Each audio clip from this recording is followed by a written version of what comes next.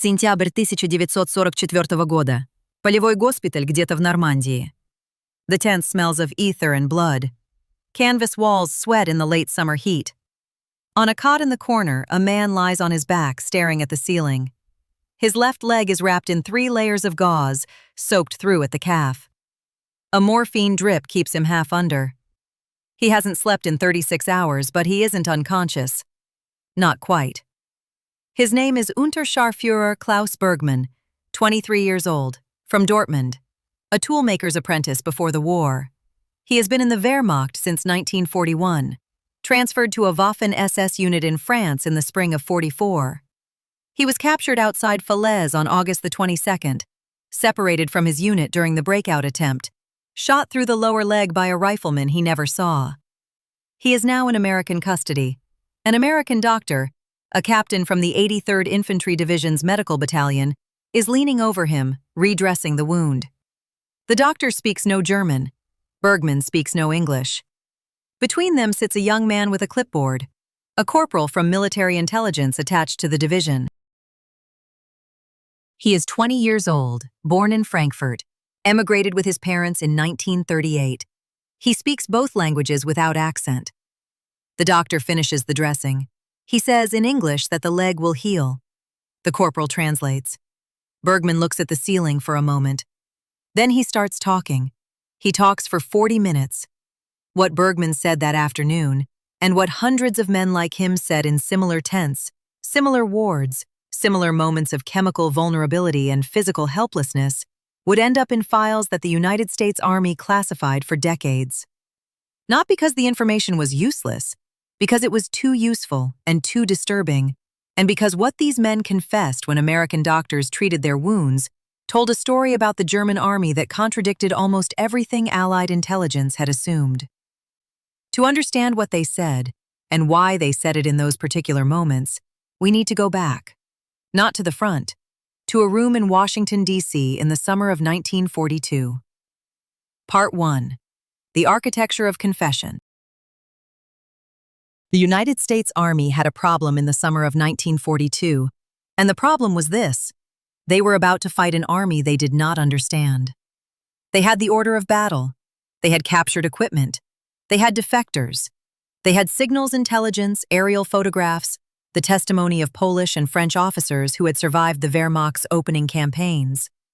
They had, in other words, the skeleton of the German military machine, its divisions, its corps, its equipment tables, its command structure. What they did not have was the flesh on that skeleton, the psychology, the internal culture, the precise texture of what it felt like to be inside the German army at the moment of its maximum power. This is not a trivial gap. Order of battle tells you where a division is. It does not tell you whether the men in that division believe they are winning. It does not tell you what they think of their officers. It does not tell you what they say to each other at night, or what they write home to their wives, or what they whisper to a stranger in a hospital bed when the morphine is working and the immediate terror has passed. The Army's Military Intelligence Service understood this gap clearly. In the summer of '42, a small group of officers at the Pentagon, working under Brigadier General Hayes Kroner, the Assistant Chief of Staff for Intelligence, began designing a systematic program to extract what they called psychological order of battle from German prisoners. Not just tactical information, not just unit designations and officer names. Something deeper, the internal state of the German fighting force, its morale, its doubts, its fractures. The program that emerged had 3 components, and the third one is the one that matters for this story. The first component was standard interrogation, conducted at division level, focused on tactical intelligence, time-sensitive and direct. What unit are you from? Where are your positions? What is the strength of your battalion? This was familiar. Every army did it. The second component was strategic interrogation, conducted at army and theater level, focused on operational and strategic intelligence. Senior NCOs and officers were interrogated by specialists over multiple sessions. This too was familiar, if more sophisticated. The third component had no precedent in American military history. It was called, in the dry language of the official memorandum that established it, passive collection from medical custody. The idea was simple and slightly unsettling. Men who had just been wounded, who had just been treated by enemy doctors, who were in physical pain and chemical sedation, and the particular psychological state that follows the sudden end of mortal danger, these men talked differently than men who had been processed through a formal interrogation chain. They talked more. They talked more honestly. They talked about things that formal interrogation never reached. The officer who understood this most clearly was a man named Lieutenant Colonel Harold Laswell. 41 years old in 1942. From Donelson, Illinois. A political scientist by training, he had taught at the University of Chicago before the war, written a book in 1930 on propaganda technique that had been read carefully by people in Berlin and Washington alike. Laswell had spent the 1930s studying the relationship between stress, physical vulnerability, and verbal disclosure. He was not a sadist. He was a scientist. And what his research told him was this: the moment immediately following a traumatic physical event, the moment when a human being has been hurt, has been helped, and is lying in a state of chemical and emotional dissolution, is the moment of maximum verbal honesty. Laswell called it, in a classified memo dated September 14, 1942, the confession interval. His memo was 3 pages long. It recommended that trained German-speaking intelligence personnel be assigned to every forward medical unit in the European theater, with the explicit mission of being present, unobtrusively present, not formally present, when wounded German prisoners were being treated. Not to interrogate, to listen, to take notes, to let the confession interval do what it did naturally. The memo was approved, the program was funded, and by the spring of 1943, 27 German-speaking intelligence personnel, most of them Jewish émigrés, who had left Germany or Austria in the 1930s, were embedded with medical units in North Africa, Sicily, and Italy. Hold that number. 27 men, listening. What they heard in those first 18 months would shape the entire Allied understanding of German morale going into the invasion of France. And what they heard in France itself, in the tents and wards of the summer and fall of '44, would be far more disturbing than anything they had anticipated.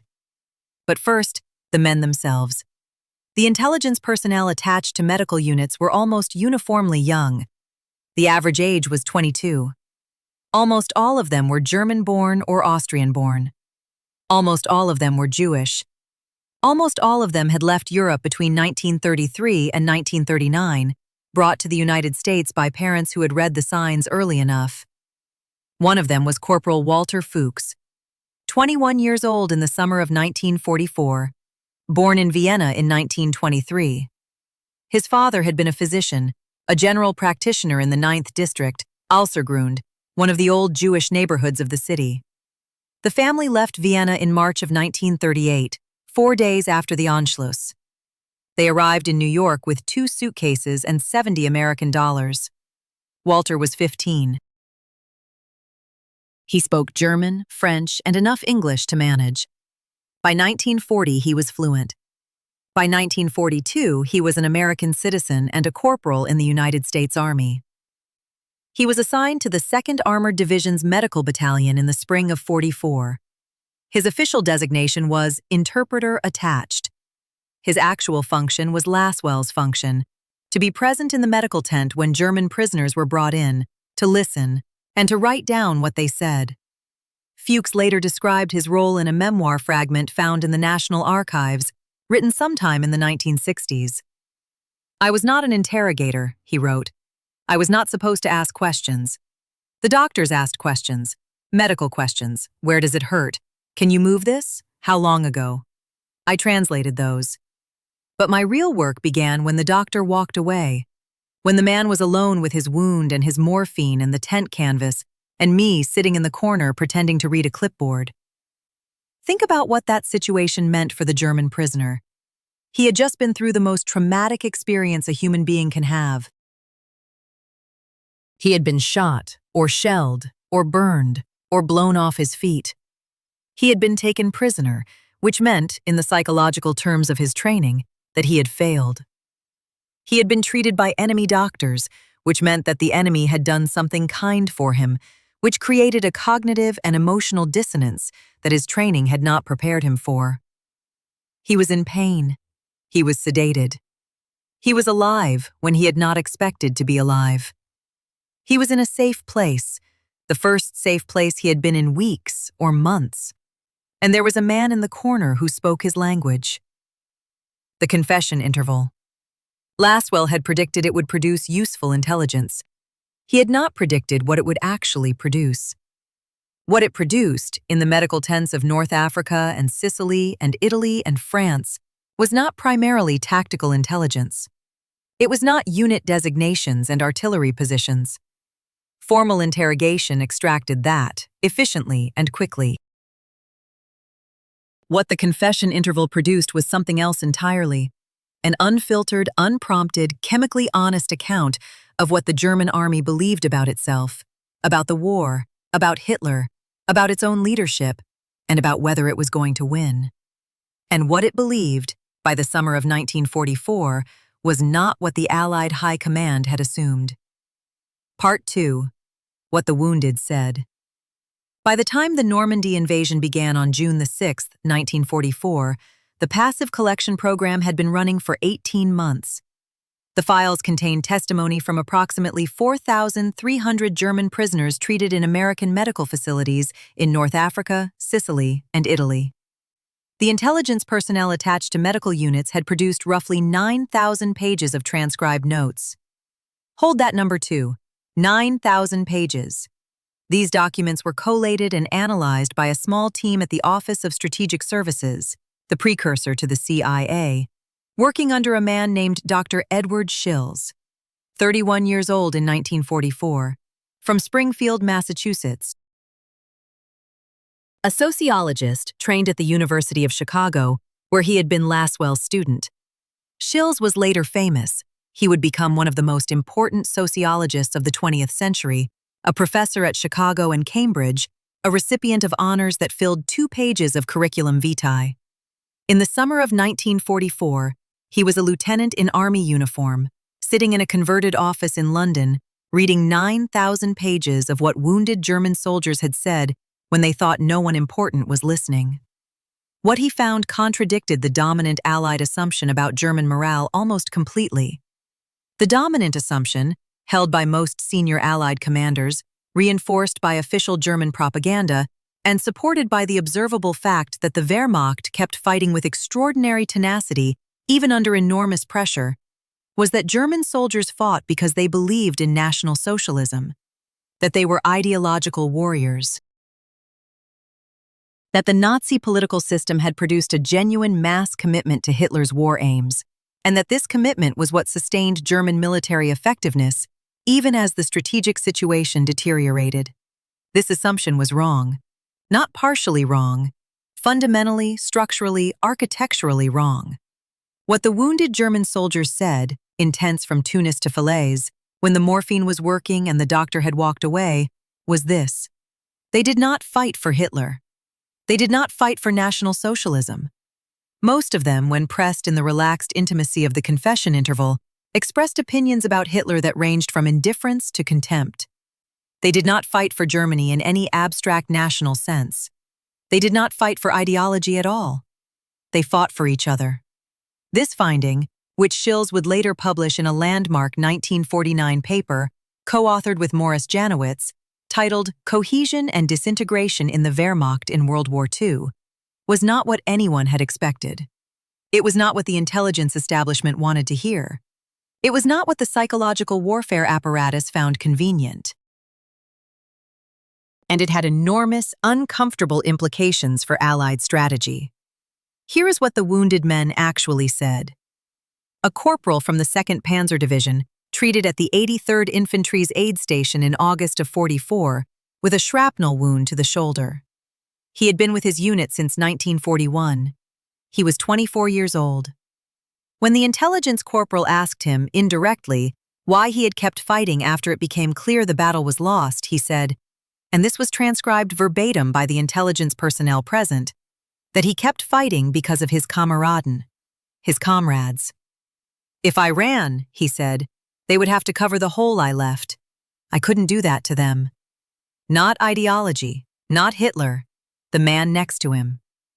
A sergeant from the 12th SS Panzer Division, one of the most ideologically committed units in the German order of battle, recruited from the Hitler Youth, trained to a ferocity that had already produced multiple documented atrocities in Normandy, was treated for burns at a field hospital near Caen in July of '44.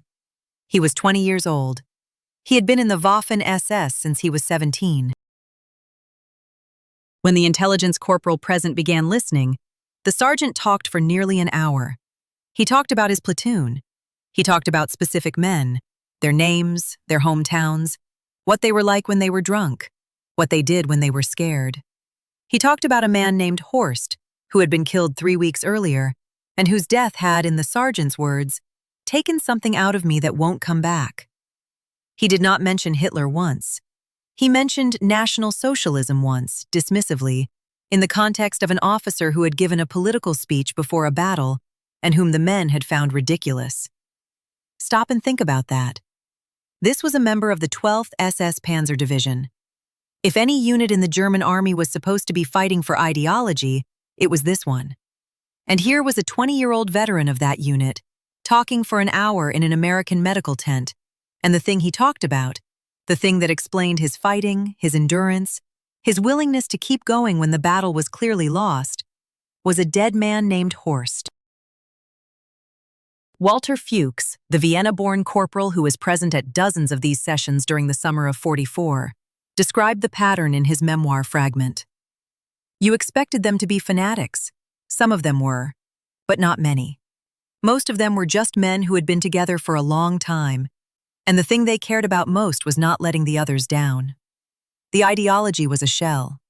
The Kameradschaft was the egg inside. Schills, reading the transcripts in London, came to the same conclusion by a different route. He identified what he called the primary group as the fundamental unit of German military cohesion. Not the company, not the battalion, not the division, but the small group of 8 to 15 men who lived together, ate together, slept together, and fought together. This group was the actual unit of loyalty. And as long as this group remained intact, the men in it would fight with extraordinary effectiveness, regardless of the strategic situation, regardless of their personal beliefs about the war, regardless of what they privately thought about Hitler or National Socialism. The implication was devastating. If German soldiers fought for their primary groups rather than for ideology, then Allied psychological warfare, which was almost entirely focused on attacking Nazi ideology, on pointing out that Hitler had lied, on demonstrating that the war was lost, was attacking the wrong target. You could prove to a German soldier that Hitler had lied to him, and he would agree, and then he would pick up his rifle and go back to his position, because Horst was depending on him. Schills wrote this conclusion in a classified report dated October 3, 1944. The report was distributed to the senior staff of SHAEF, Supreme Headquarters Allied Expeditionary Force, and to the Psychological Warfare Division. The reaction was, according to later accounts, uncomfortable. Several senior officers disputed the findings. One general, whose name does not appear in the surviving records, reportedly said that the analysis was based on what prisoners said under sedation, and that prisoners under sedation could not be trusted. This objection was noted. The analysis was not changed. Because there was something else in the transcripts. Something that went beyond the cohesion finding. Something that the wounded men talked about in the confession interval that was, in some ways, more disturbing than anything Schills had found. Part 3. The fracture lines. The primary group cohesion finding explained why German soldiers fought, but it also, by implication, explained how they could be made to stop fighting. If the primary group was the unit of loyalty, then destroying the primary group, not just killing men, but specifically destroying the small group bonds that held men together, would collapse German fighting effectiveness faster than any amount of ideological persuasion. But there was a second finding in the transcripts, one that had been accumulating since the early months of the program and that had become unmistakable by the summer of '44. And this finding was about the German officer corps. The wounded men talked about their officers constantly, not in formal interrogation, In formal interrogation, they were careful, guarded, sometimes protective. But in the confession interval, they talked about their officers the way people talk about their officers when they think they are among equals, or near equals, or simply when the filters are down. What they said was complicated. At the platoon and company level, the immediate officers, the lieutenants and captains who shared the front with their men, the testimony was largely positive. Respect, sometimes affection, often something approaching love. These were the officers who ate the same food, slept in the same holes, shared the same danger. They were part of the primary group, or close enough to it. The men fought for them, too. At the battalion level and above, the picture changed. The testimony about senior officers, majors, colonels, generals, was, in the language of the transcripts, markedly negative. This is the phrase Shills used in his October report. What the wounded men actually said was sharper than that. A lance corporal from the Lehr Panzer Division, one of the most elite armored units in the Wehrmacht, equipped with the latest tanks and commanded by officers selected for their exceptional qualifications, was treated at an American aid station in late July of '44. He had been with the Lehr since before the Normandy invasion. He had a fragment wound in his right forearm, minor, but enough to take him off the line. He talked for 25 minutes. Most of what he said was about one subject: the incompetence of his battalion commander. He described in specific and credible detail a series of tactical decisions made by this officer in the weeks since D-Day that had, in the Lance Corporal's assessment, unnecessarily gotten men killed. He described an attack ordered against a position that the men on the ground knew was too strong, in daylight, without adequate reconnaissance. 11 men from his company had died in that attack. He described a withdrawal ordered too late, after a position had been flanked, that had resulted in the capture of an entire platoon. He described an officer who spent his nights in a farmhouse 3 kilometers behind the line, and who, when he came forward, arrived in a command vehicle that drew artillery fire. This was not exceptional testimony. It was typical. The transcripts from the summer of '44, covering roughly 2,000 German prisoners treated in American medical facilities in France, contained similar assessments of senior officers in the vast majority of sessions where the subject arose. The pattern was consistent enough that Shills identified it as a structural feature rather than individual complaint. He called it, in his report, the command trust deficit. The men trusted their immediate officers. They did not trust the men above them. This gap, between the ferocious loyalty felt toward platoon and company commanders and the contempt felt toward battalion and regimental commanders, was not random. It had a cause. And the cause, as the testimony made clear when you read enough of it, was a specific thing that had happened to the German officer corps between 1941 and 1944. Hitler had happened to it. The wounded men talked about this directly, in the confession interval, more than they talked about almost anything else. They talked about orders that made no tactical sense, but that could not be questioned. They talked about officers who had been relieved for retreating when retreat was the only rational option. They talked about the phrase that had become, by 1944, a kind of bitter shorthand in the German army: Führerbefehl, the Führer's order. An order that came from Hitler personally and that superseded all tactical judgment, all professional assessment, all the accumulated wisdom of the German military tradition. A sergeant from the 84th Infantry Division, the German 84th, not the American, was treated for a leg wound near Saint-Lô in late July. He was 31 years old, a professional soldier who had been in the Wehrmacht since 1936. He had fought in Poland, France, the Soviet Union, and now Normandy. He had been wounded 3 times before this. When the intelligence corporal present began listening, the sergeant talked for over an hour, and a significant portion of what he said was about this specific phenomenon. He described a situation in which his regiment had been ordered to hold a position that was, in his professional assessment, militarily untenable. The regimental commander knew it was untenable. The divisional commander knew it was untenable. Everyone in the chain of command knew it was untenable. But the position had been designated a Festung, a fortress, a point to be held to the last man by personal order of Hitler. And so they held it, and men died, and the position fell anyway, because untenable positions fall regardless of orders. "We knew it was going to happen," the sergeant said. "The officers knew it was going to happen. Nobody could say it out loud, so we just waited." He paused. Then he said something that the intelligence corporal transcribed in full and underlined twice. "The worst thing is not the dying. The worst thing is the dying for nothing. The dying for nothing." This phrase, or variations of it, appeared in the transcripts with a frequency that Schills found statistically significant. He counted 47 instances of equivalent expressions across the 2,000 sessions from the French campaign.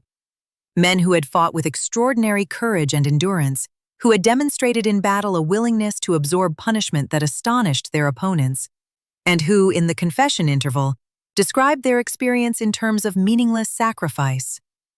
Here is the key detail. These were not men who had given up. They had not surrendered because they were demoralized. They had been captured because they had been wounded, shot, shelled, burned, while fighting. The men who said, "the dying for nothing," were almost uniformly men who had been fighting to the last possible moment. The despair and the combat effectiveness coexisted. They fought for their Kameraden even when they believed the larger cause was worthless. This was Schills's most important finding, and it was the one that had the most uncomfortable implications for the Allied strategic and psychological warfare apparatus. The German army was not going to collapse because its soldiers lost faith in Hitler. They had already lost faith in Hitler. Many of them, by the summer of '44, had lost faith years earlier.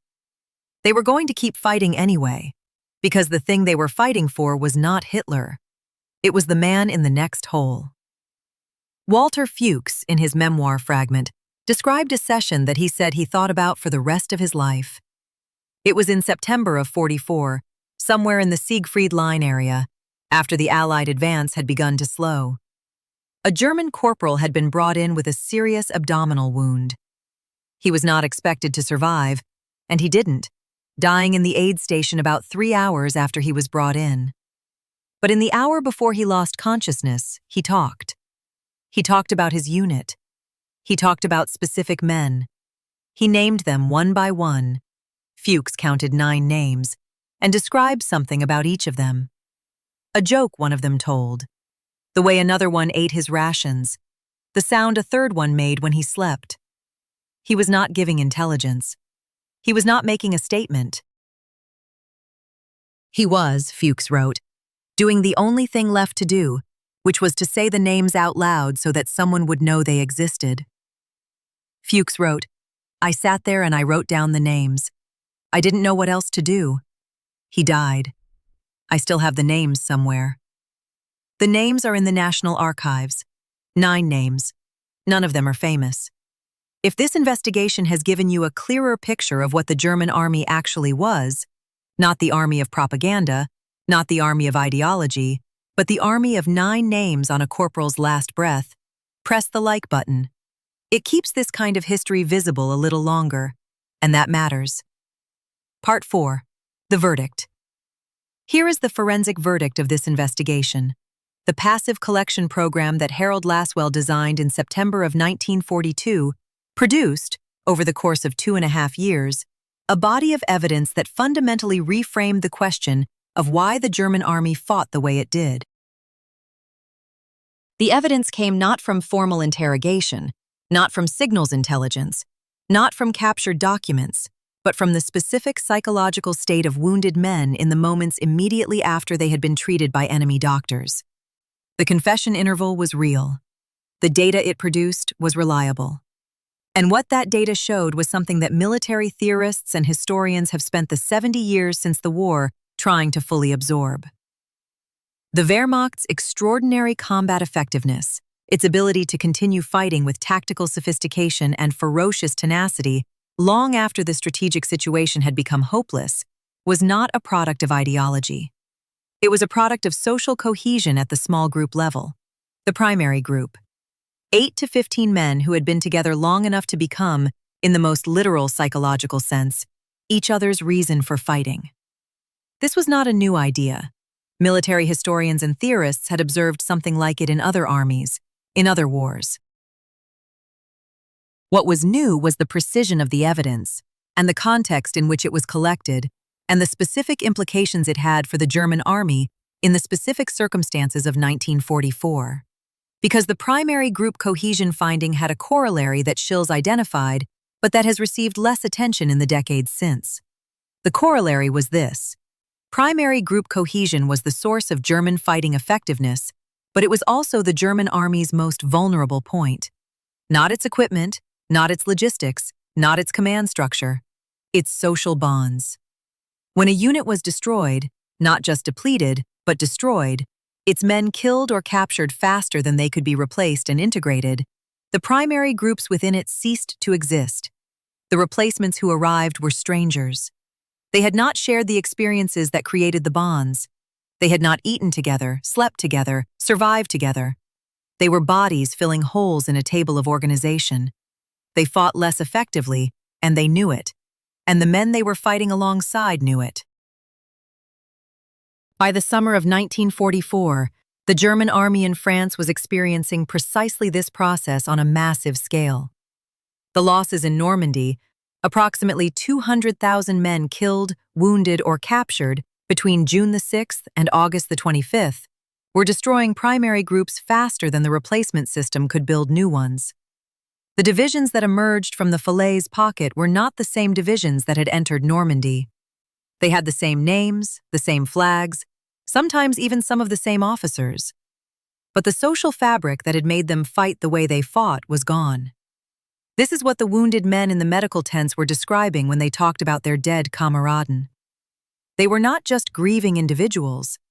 They were describing the destruction of the thing that had made them soldiers. The command trust deficit finding had a different implication, and this one pointed inward rather than outward. The contempt that the enlisted men and junior officers felt for their senior commanders was not simply a morale problem. It was a symptom of a structural pathology that had been introduced into the German military system by Hitler's personal command style over the course of the war. The German military tradition, the Auftragstaktik system, the doctrine of mission-based command that had been developed in the 19th century and refined through 2 world wars, was built on a specific assumption that commanders at every level would exercise independent judgment within the framework of their mission. A German platoon commander was expected to solve problems on his own initiative. A German battalion commander was expected to make tactical decisions without waiting for orders from above. This system worked because it trusted professional judgment at every level of the hierarchy. Hitler's command style systematically destroyed this trust. He relieved officers who exercised initiative that he had not authorized. He issued Führerbefehle that overrode professional military judgment.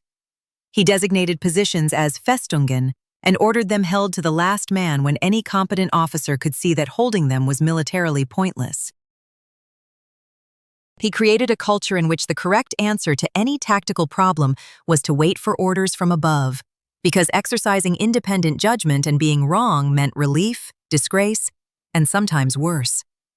The wounded men in the confession interval were describing the consequences of this culture with a specificity and a directness that the formal intelligence apparatus never captured. They were not political analysts. They were not making arguments about command doctrine. They were describing what it felt like to be a soldier in an army where the officers above you had been trained to stop thinking. Edward Schills, in his October 1944 report, put it this way: "The men in the forward positions have largely ceased to believe that the men in the rear positions are making rational decisions. They have not ceased to fight, but they have ceased to expect that their fighting will lead anywhere. They fight for each other in a closed circle, disconnected from any larger purpose." A closed circle. That phrase appears in the report once. It should have appeared on the front page of every psychological warfare leaflet dropped over German positions in the fall of '44. It should have been the foundation of Allied interrogation doctrine. It should have told the psychological warfare apparatus what it was actually dealing with. Not fanatics who needed to be disabused of their ideology, but men in a closed circle who needed to be shown that the circle had already been broken. Some of the psychological warfare efforts that followed did move in this direction. Leaflets that named specific German units as destroyed. Leaflets that listed the names of men from a unit who were already in Allied captivity, alive and fed and unharmed. Broadcasts that spoke not to German ideology, but to German soldiers' concern for their Kameraden. These had measurable effects. The surrender rates in the fall of '44 were higher than in the summer, and the evidence from the confession interval sessions suggested that the leaflets naming captured comrades were among the most effective tools in the Allied arsenal. But the adjustment came late. And it came late precisely because the intelligence that would have enabled it earlier, the 9,000 pages of transcripts from the confession interval program, had been produced by a method that the formal military intelligence establishment found methodologically uncomfortable. Men under sedation, men in pain, men who thought they were just talking to an interpreter while the doctor walked away. This is what Shills had to defend, in meeting after meeting in London in the fall of '44, against officers who argued that testimony produced in these conditions could not be trusted. His answer was consistent and, in retrospect, correct. The conditions of the confession interval did not produce unreliable testimony. They produced unguarded testimony. These were different things. The man who told a formal interrogator that he had fought for the glory of the Reich and then told a medical interpreter that he had fought for Horst was not lying to one of them. He was performing for one of them and being honest with the other. The performance was for the interrogator. The honesty was for the man in the corner with the clipboard. Now the men themselves. Harold Lasswell survived the war and returned to the University of Chicago, where he continued teaching political science until his retirement. He died in 1978 at the age of 76. The passive collection program he designed is not mentioned in his official biography. Edward Shills survived the war and became, as noted, one of the most important sociologists of the 20th century. His 1949 paper with Morris Janowitz, based on the work he did reading the confession interval transcripts in London, is still cited in military sociology and in studies of unit cohesion. He died in 1995 at the age of 82. In his published memoir, he described the work he did in 1944 as the most important intellectual work of his life. Walter Fuchs, the Vienna-born corporal who sat in the corner of the medical tent and wrote down what wounded men said, returned to New York after the war. He completed a degree in medicine at Columbia University and became, like his father before him, a physician. He practiced general medicine in Manhattan for 30 years. He never published his memoir fragment. It was found among his papers after his death in 1991, at the age of 67, and donated to the National Archives by his daughter. His daughter's name is not in the public record. Klaus Bergmann, the Unterscharführer from Dortmund who talked for 40 minutes in a Normandy medical tent in September of '44, is harder to trace. The records show that he was transferred to a prisoner of war camp in England in late '44, repatriated to Germany in 1946, and released. There is a Klaus Bergmann listed in the Dortmund City Directory for 1952, occupation listed as toolmaker. Whether this is the same man is not certain. It is probably him. He was, after all, a toolmaker's apprentice before the war. Some things you come back to. And the 9 names that Walter Fuchs wrote down in September of '44, the 9 men that a dying German corporal named aloud so that someone would know they existed, those names are in a file in the National Archives. File number not publicly indexed, accessible by request. No one has requested them in the last 15 years. The German corporal who named them died 3 hours after he was brought in. He died in an American medical tent, in pain, in a language his doctors did not speak, with an enemy's interpreter writing down the names of his friends. He did not die for Hitler. He did not die for National Socialism. He did not die for Germany in any abstract sense. He died for 9 men whose names are in a file that no one requests. Think about what that means.